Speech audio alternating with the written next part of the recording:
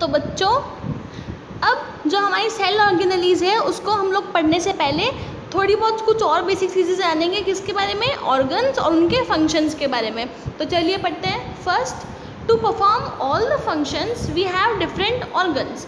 अब बच्चों आप सबको पता है कि हम जब जो भी अलग अलग काम करते हैं, जैसे कि डाइजेशन काम होता है हमारा, तो देखिए हमारा तो काम नहीं होता है, लेकिन जो हमारे ऑर्गेनिज्म यानी कि हम जो ऑर्गेनिज्म है उनके अंदर जो ऑर्गन्स होते हैं वो ऑर्गन्स काम करते हैं। किस और वो क्या क्या काम कर सकते हैं, देखिए डाइजेशन कर सकते हैं वो लोग, रेस्पिरेशन कर सकते हैं, है ना। तो ये सब जितनी भी प्रोसेसेस होती है ये कौन करता है, हमारे अंदर जो जो ऑर्गन्स है हमारे अंदर वो फंक्शन करते हैं इनके बारे में। Okay, like in plants there are root, stem and leaves which perform different functions. अब बच्चों हम सबको पता है कि जो प्लांट होता है उसके अंदर क्या होता है, रूट होती है, स्टेम्स होते हैं, रूट, स्टेम एंड लीव्स ये सब होते हैं, और इन सब का क्या होता है, अलग अलग फंक्शन होता है। यानी कि जो रूट है उसका अलग फंक्शन होगा, जो स्टेम है उसका अलग फंक्शन होगा, एंड जो लीव्स है उसका भी अलग फंक्शन होगा। Okay, in animals there are different organs like stomach, intestine which performs different functions in our body। तो बच्चों ये तो मैंने आपको बताया था कि जो स्टमक और इंटेस्टाइन है वो किस चीज़ में हेल्प करते हैं, हमारी बॉडी को डाइजेशन करने में हेल्प करते हैं, है ना। क्योंकि स्टमक क्या करता है, हमारे जो भी खाना होता है उसको वो जो भी हमारा खाना होता है वो हमारा सबसे पहले स्टमक के अंदर जाता है, हमारे माउथ से सीधा वो एक ट्यूब होती है उसको बोलते हैं हम लोग ईसोफेगस। तो वो ईसोफेगस से होकर हमारे सीधा स्टमक के अंदर जाता है, और स्टमक में जब वो खाना थोड़ी देर तक रहता है तब वो जाता है हमारी इंटेस्टाइन के अंदर। ओके, फिर इंटेस्टाइन में क्या होता है, मेनली उसका डाइजेशन होता है वहाँ पे, यानी कि जो खाना होता है उसको हम लोग पचाना शुरू करते हैं, और जब हम लोग खाना पचाएंगे तो क्या होगा, हमारे अंदर एनर्जी आएगी, और एनर्जी आएगी तो हम लोग क्या करेंगे, अच्छा अच्छा काम करेंगे, है ना।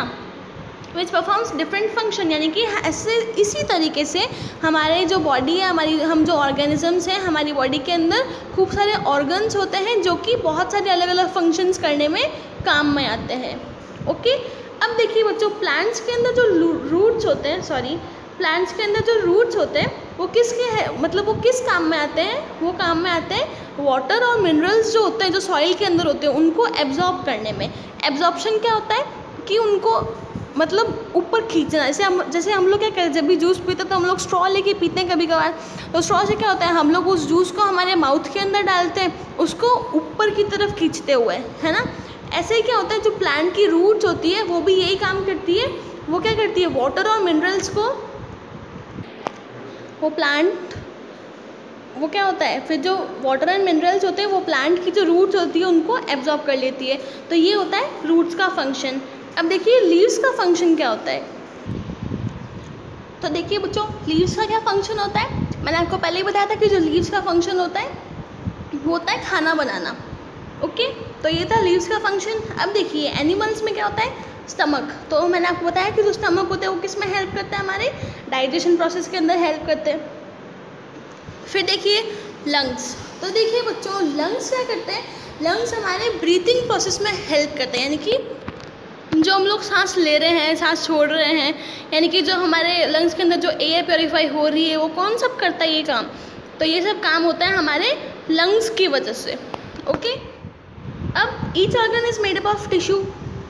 अब बच्चों मैंने आपको ये भी बताया था कि जो जितने भी ऑर्गन होते हैं वो किससे बनते हैं, टिश्यू से बनते हैं, क्योंकि जो सेल्स होती है, सेल बनती है हमेशा टिश्यू से, जो सेल्स होती है वो मिलके बनाती है टिश्यू, और टिश्यू मिलके बनाते हैं ऑर्गन, फिर जो ऑर्गन होते हैं ऑर्गन मिलके क्या बनाते हैं, ऑर्गन सिस्टम, और फिर बनाते हैं ऑर्गेनिज्म।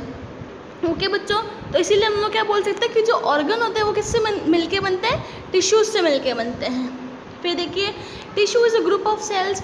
अब जो टिश्यू होते हैं वो क्या होता है, वो सेल्स, यानी कि वो सेल से बने हुए होते हैं। हम लोग पता है, मैंने आपको बताया, देखो जैसे सेल हमेशा टिश्यू से बनते हैं, यानी कि जो सेल है वो टिश्यू बनाती है मिलके, लेकिन जो टिश्यू है वो ऑर्गन्स बनाते हैं, और जो सेल होती है वो क्या होती है, बेसिक यूनिट होती है ऑर्गेनिज्म की। बच्चों आपको ये पॉइंट समझ आ रहा है, क्योंकि देखिए मैं आपको वापस बताती हूँ कि जो टिश्यू है, tissue is a group of cells. जो टिश्यू है वो किससे मिलके बनता है, बहुत सारी सेल से मिलकर बनता है। ओके, तो ये था tissue is group of cells. फिर क्या दिया हमें, and cell is the basic unit of organism.